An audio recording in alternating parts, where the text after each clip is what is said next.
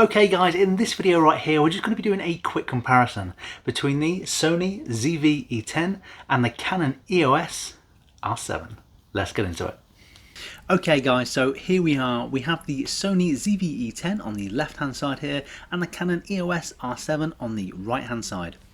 So what I'm going to be doing in this video is just comparing these two cameras and saying exactly what is better than the other and vice versa. So we'll start off with the Canon EOS R7.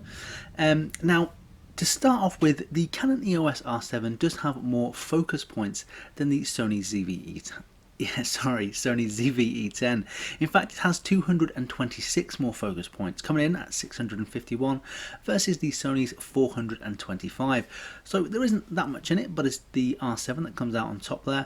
Now, the R7 also does have more megapixels, coming in at 32.5 megapixels versus the 24.2 of the Sony.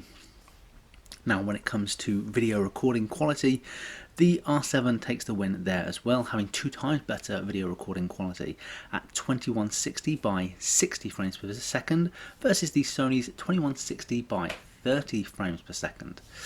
Now, with all this being said, you might be wondering how the Sony ZV-E10 can possibly compete.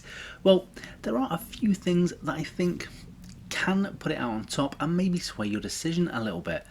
So first off, the Sony ZV-E10 is lighter than the Canon EOS R7. It's actually 246 grams lighter, coming in at just 343 grams. And that actually helps it get 70% less body volume overall. But I think the main point, the main thing that the Sony ZV-E10 has over the Canon EOS R7 is bang for your buck. If you're just starting out in this world and you're just starting with photography, you're just starting with maybe filmmaking, you've just got a YouTube channel, the Sony ZV-E10 is a fantastic place to start. It's a fantastic beginner camera, and I can highly recommend it. It's fantastic.